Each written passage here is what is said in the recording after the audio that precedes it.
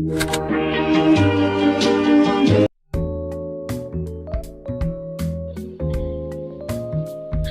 nama saya Fitri Novalianti dari kelas AK22C2.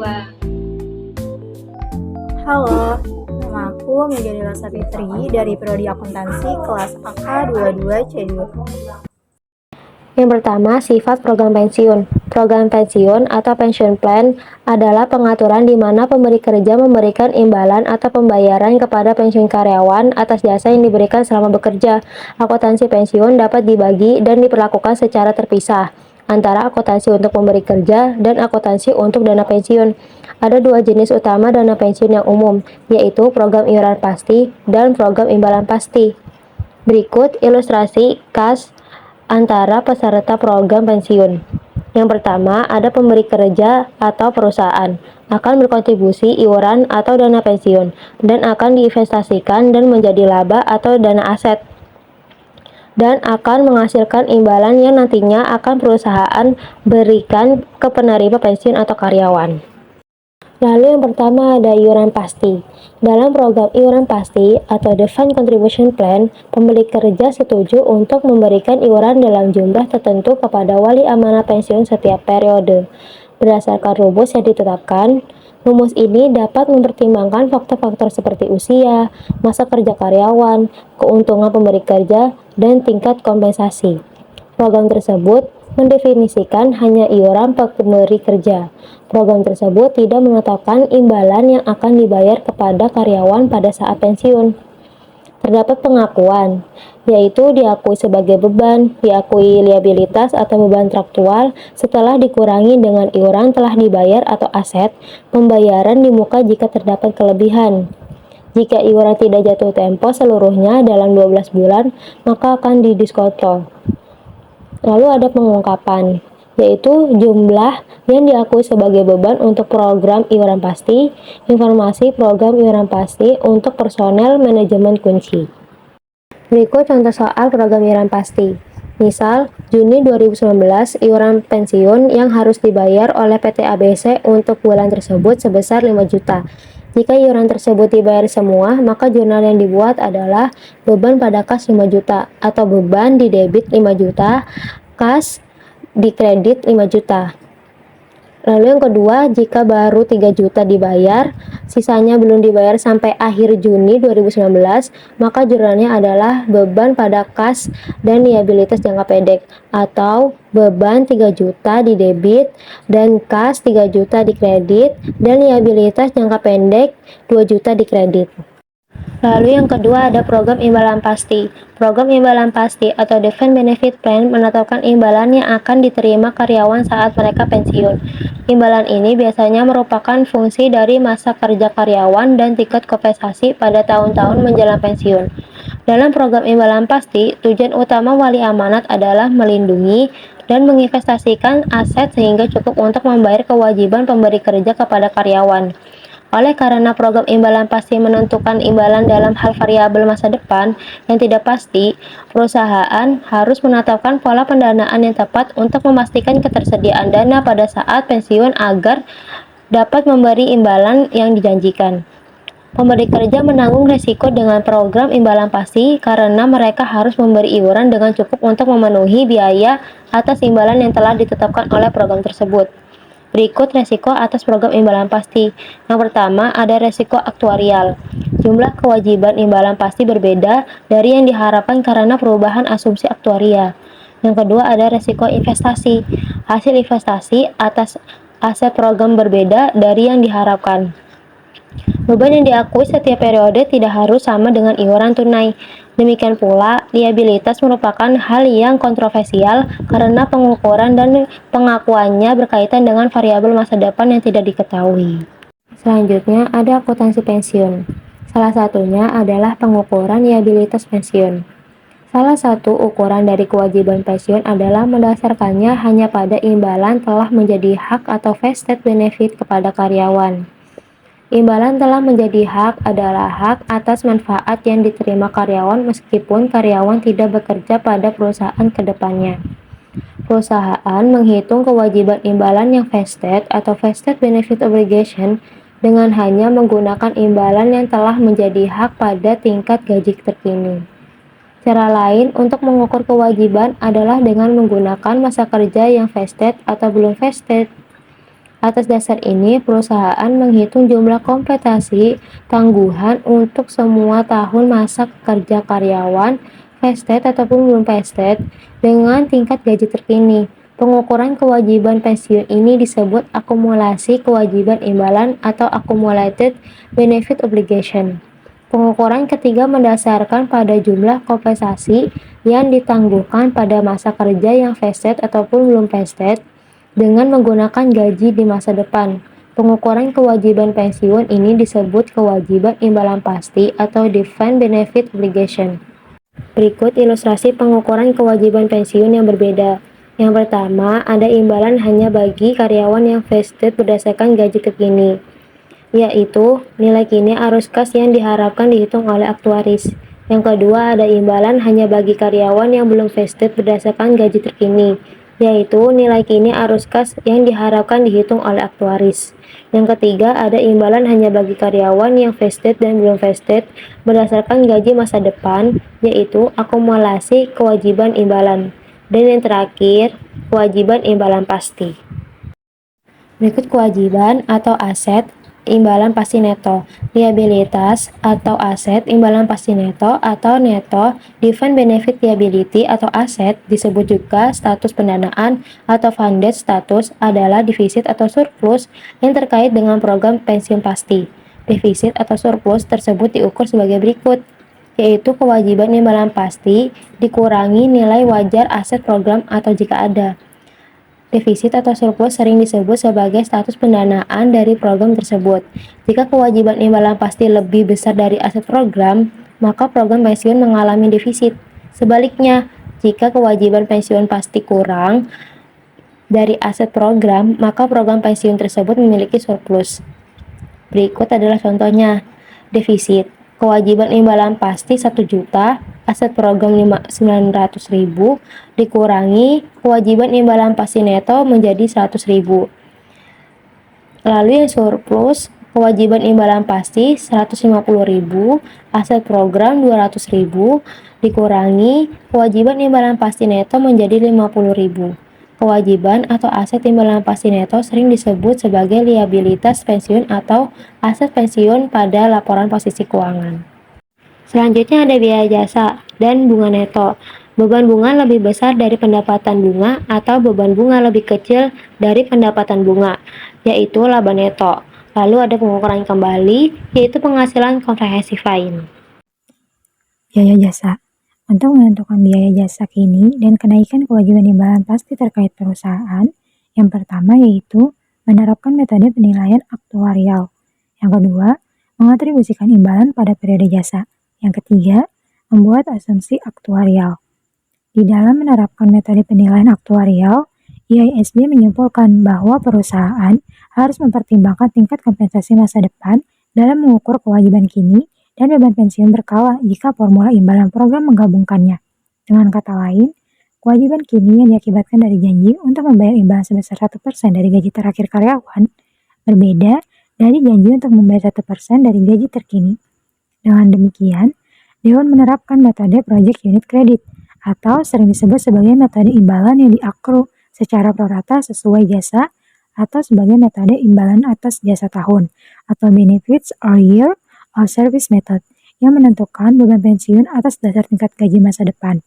Namun demikian, IISB menunjukkan bahwa kewajiban imbalan pasti memberikan pengukuran yang lebih realistis atas kewajiban pemberi kerja terhadap program pensiun berdasarkan kelangsungan usaha, sehingga perusahaan harus menggunakannya sebagai dasar untuk menentukan biaya jasa. Bunga neto.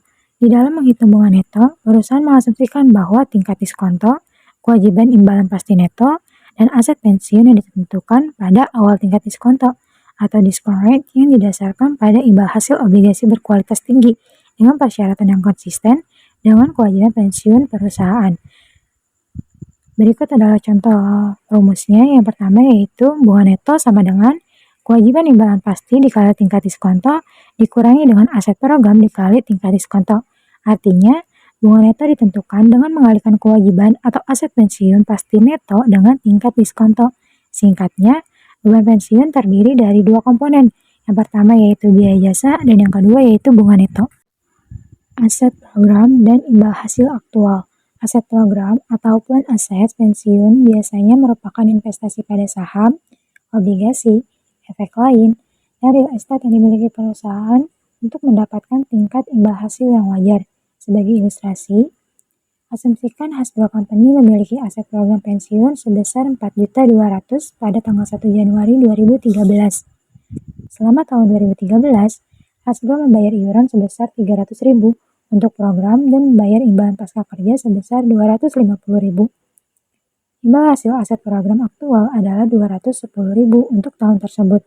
Aset program Hasbro pada tanggal 31 Desember 2013 adalah 4.450.000. Dihitung seperti yang ditunjukkan pada ilustrasi tersebut, aset program tercatat pada 1 Januari 2013 sejumlah 4.200.000 dan iuran oleh Hasbro untuk program sebesar 300.000. Imbal hasil aktual sebesar 210.000 dikurangi dengan imbalan yang dibayarkan kepada karyawan sebesar 250.000. Jadi total aset program pada 31 Desember 2013 adalah 4.460.000. Di dalam beberapa kasus, perubahan menghitung imbal hasil aktual tersebut dengan menyesuaikan perubahan aset program yang ditimbulkan iuran selama tahun berjalan dan imbalan yang dibayarkan sepanjang tahun. Persamaan dengan ilustrasi berikut atau variasi lainnya dapat digunakan untuk menghitung imbal hasil aktualnya, yaitu dengan rumus imbal hasil aktual sama dengan saldo akhir aset program dikurangi saldo awal aset program dikurangi iuran dan dikurangi imbalan yang dibayarkan. Atau dengan cara lain, imbal hasil aset program aktual adalah selisih antara nilai wajar dari aset program pada awal periode dan akhir periode, disesuaikan dengan pembayaran iuran dan imbalan. Di ilustrasi berikut, menggunakan persamaan di atas untuk menghitung imbal hasil aktual dengan menggunakan informasi yang tersedia pada ilustrasi di atas. Aset program pada 31 Desember 2013 sejumlah 4.460.000. Aset program pada 1 Januari 2013 tercatat sebesar 4.200.000. Jadi kenaikan nilai wajar aset program sebesar 260.000 dikurangi dengan iuran untuk program sebesar 300.000 dan ditambah pembayaran imbalan kepada karyawan sebesar 250.000. Jadi imbal hasil aktualnya sebesar 210.000. Penggunaan kertas kerja pensiun. Kertas kerja hanya sebagai alat memudahkan penyusunan jurnal dan laporan keuangan. Pada format kertas kerja pensiun atau pensiun worksheet, terdapat kolom jurnal umum dan catatan memo. Kolom jurnal umum di kertas kerja atau di dekat sisi kiri menentukan jurnal untuk dicatat dalam akun buku besar formal, dan kolom catatan memo di sisi kanan mencatat saldo kewajiban imbalan pasti dan aset program. Selisih antara kewajiban imbalan pasti dengan nilai wajar aset program adalah aset atau liabilitas pensiun atau pensiun asset or liability yang disajikan dalam laporan posisi keuangan. Jika kewajiban imbalan pasti lebih kecil dari aset program, maka aset pensiun akan muncul. Ilustrasi soal nomor 1, pada tanggal 1 Januari 2011, Gerald Company memberikan informasi berikut terkait dengan program pensiunnya untuk tahun 2011. Aset program 1 Januari 2011 adalah 100.000. Kewajiban imbalan pasti pada 1 Januari 2011 adalah 100.000. Biaya jasa tahunan adalah 9.000, tingkat diskonto adalah 10%, iuran pendanaan adalah 8.000, dan imbalan yang dibayarkan kepada pensiunan selama tahun berjalan adalah 7.000. Pada ilustrasi berikut, jurnal A mencatat komponen biaya jasa yang meningkatkan beban pensiun sebesar 9.000 dan meningkatkan liabilitas atau kewajiban imbalan pasti sebesar 9.000. Pada jurnal B, mengakui komponen beban bunga yang meningkatkan liabilitas dan beban pensiun sebesar 10.000 atau saldo awal kewajiban imbalan pasti dikalikan dengan tingkat diskonto 10%. Yang jurnal C mencatat komponen pendapatan bunga yang meningkatkan aset program dan mengurangi beban pensiun sebesar 10.000. Ini dihitung dengan mengalihkan aset program awal dengan tingkat diskonto sebesar 10%. Akibatnya, beban atau pendapatan bunga adalah 0 pada tahun 2011. Lalu jurnal yang D mencatat iuran atau dana Zarle atas aset ke dana pensiun sehingga mengurangi kas sebesar 8.000 dan meningkatkan aset program sebesar 8.000. Sedangkan pada jurnal yang E yaitu mencatat pembayaran imbalan yang dilakukan kepada pensiunan yang mengakibatkan penurunan aset program dan kewajiban imbalan pasti sebesar 7.000. Biaya jasa lalu adalah perubahan nilai kini kewajiban imbalan pasti yang diakibatkan oleh amandemen program atau curtailment. Curtailment terjadi ketika perusahaan memiliki penurunan signifikan yang dilakukan oleh entitas dalam hal jumlah karyawan yang ditanggung oleh program. Oleh karena curtailment ini memiliki dampak yang sama dengan pengurangan imbalan karena amandemen terhadap program tersebut. Situasi ini dicatat dengan cara yang sama. Berikut ilustrasinya, biaya jasa lalu beban pada periode berjalan. Menurut amandemen program, yaitu ada 3, yang pertama pengenalan program, yang kedua penarikan program, dan yang ketiga perubahan pada program. Nah, pada curtailment yaitu pengurangan signifikan dalam jumlah karyawan yang ditanggung pada program tersebut. Ilustrasi soal yang kedua, melanjutkan ilustrasi dari Zeller Company sampai tahun 2012, kita mencatat bahwa perusahaan telah mengamandemen program pensiun pada tanggal 1 Januari 2012 untuk memberikan imbalan jasa kepada karyawan dengan nilai kini sebesar 81.600.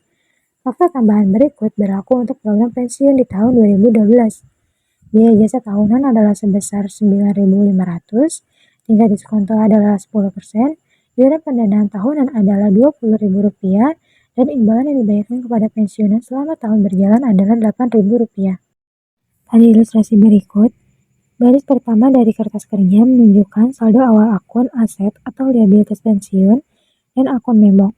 Jurnal yang F yaitu mencatat pemberian biaya jasa lalu oleh Zeller dengan menambahkan 81.600 pada kewajiban imbalan pasti dan beban pensiun. Jurnal yang G yaitu mencatat biaya jasa kini, dan jurnal yang H yaitu mencatat beban bunga untuk periode berjalan. Oleh karena biaya jasa lalu terjadi pada awal tahun, maka bunga dihitung pada saldo kewajiban imbalan pasti tanggal 1 Januari 2012, disesuaikan dengan biaya jasa lalu. Dengan demikian, beban bunga menjadi 19.360 didapat dari 193.600 dikali 10%. Jadi, jurnal I mencatat pendapatan bunga untuk periode berjalan sebesar 11.100, didapat dari Rp111.000 dikali 10%. Jadi, jurnal yang Y dan K serupa dengan jurnal yang sesuai dengan tahun 2011. Pengukuran kembali umumnya terdiri dari 2 jenis. Yang pertama, keuntungan dan kerugian atas aset program. Yang kedua, keuntungan dan kerugian atas kewajiban imbalan pasti. Keuntungan dan kerugian aset. Keuntungan dan kerugian atas aset program atau disebut keuntungan dan kerugian aset, asset gains and loss, adalah selisih antara tingkat imbal hasil aktual dengan pendapatan bunga yang dihitung dalam menentukan harga neto. Sebagai ilustrasi, asumsikan bahwa Shopbook Company memiliki aset program pada 1 Januari 2013 sebesar 100.000. Tingkat diskonto untuk tahun ini adalah 6%, dan imbal hasil aktual dari aset program untuk tahun 2013 adalah 8.000. Pada tahun 2013, Shopbook harus mencatat keuntungan aset sebesar 2.000 yang dihitung sebagai berikut. Imbal hasil sebesar Rp8.000, pendapatan bunganya 100% dikali 6% sama dengan Rp6.000, jadi keuntungan asetnya menjadi Rp2.000. Keuntungan dari kerugian liabilitas. Dalam mengestimasi kewajiban imbalan pasti atau liabilitas, aktuaris membuat asumsi tentang item-item seperti tingkat mortalitas, tingkat pensiun, tingkat turnover, tingkat kecacatan, dan jumlah gaji. Perubahan asumsi aktuarial ini memengaruhi jumlah kewajiban imbalan pasti. Perubahan ini sangat jarang di mana kondisi yang terjadi sama persis dengan prediksi aktuarial. Keuntungan atau kerugian dari perubahan kewajiban imbalan pasti disebut keuntungan dan kerugian liabilitas atau liability gains and loss. Melanjutkan ilustrasi Zeller Company, fakta berikut berlaku untuk program pensiun tahun 2013 yang terdiri dari biaya jasa tahunan adalah sebesar Rp13.000, tingkat diskonto adalah 10%, imbal hasil aktual atas aset program adalah Rp12.000, iuran pendanaan tahunan adalah Rp24.000, imbalan dibayarkan kepada pensiunan selama tahun berjalan adalah Rp10.500, dan perubahan asumsi aktuarial menetapkan kewajiban imbalan pasti akhir tahun sebesar Rp265.000. Pada ilustrasi berikut menyajikan semua jurnal pensiun Zeller pada tahun 2013 dengan informasi yang terkait. Pada baris pertama dari kertas kerja mencatat saldo awal yang berhubungan dengan program pensiun. Di dalam kasus ini, saldo awal Jarla adalah saldo akhir dari kertas kerja pensiun pada tahun 2012 di ilustrasi sebelumnya. Jurnal M, N, O, dan P serupa dengan jurnal yang sesuai pada tahun 2011 atau 2012. Sedangkan jurnal yang M dan N, jurnal M mencatat beban bunga sebesar Rp21.446, yaitu didapat dari Rp214.460 dikali 10%. Jurnal yang N yaitu mencatat pendapatan bunga sebesar Rp13.410, didapat dari Rp134.100 dikali 10%. Oleh karena itu, beban bunga neto adalah Rp8.036, didapat dari Rp21.446 dikurangi Rp13.410. Jadi, jurnal yang O dan P dicatat sama pada tahun 2013 seperti pada tahun 2011 dan 2012. Imbalan pasca kerja lain. Imbalan pasca kerja lain termasuk asuransi jiwa di luar program pensiun, perawatan medis, gigi, dan mata, jasa hukum dan pajak, dan seterusnya. Berikut adalah ilustrasi perbedaan antara pensiun dan imbalan kesehatan pasca kerja, yaitu ada item pendanaan. Pada pensiun umumnya itu didanai, sedangkan pada imbalan kesehatan umumnya tidak didanai. Item imbalan pada pensiun jumlah uang yang dapat ditentukan, sedangkan imbalan kesehatan umumnya buka tutup dan variabilitas yang besar. Item penerima manfaat pada pensiun yaitu pensiun, mungkin beberapa manfaat bagi pasangan yang masih hidup. Sedangkan pada imbalan kesehatan yaitu pensiunan, pasangan, dan tanggung jawab lainnya. Item utang imbalan pada pensiun yaitu bulanan, dan pada imbalan kesehatan seperti yang diperlukan dan digunakan. Item dapat diprediksi pada pensiun yaitu variabel yang dapat diprediksi, dan imbalan kesehatan yaitu penggunaan yang sulit diprediksi. Tingkat biaya bervariasi secara geografis dan berfluktuasi dari waktu ke waktu. Dua dari perbedaan dalam ilustrasi di atas menyoroti mengapa struktur pembayaran di masa depan untuk program imbal kesehatan jauh lebih sulit daripada program pensiun. Yang pertama, banyak program pasca kerja tidak menetapkan batasan imbalan kesehatan. Tidak peduli seberapa serius penyakitnya atau seberapa lama bertahan, manfaatnya terus mengalir. Bahkan jika pemberi kerja menggunakan program perusahaan asuransi, premi akan meningkat sesuai dengan peningkatan manfaat yang diberikan. Yang kedua yaitu tingkat penggunaan imbalan kesehatan dan biaya kesehatan sulit diprediksi. Peningkatan umur panjang, penyakit tidak terduga seperti AIDS, SARS, dan flu ini bersama dengan teknologi dan pengobatan medis baru, menyebarkan perubahan dalam pemanfaatan layanan kesehatan.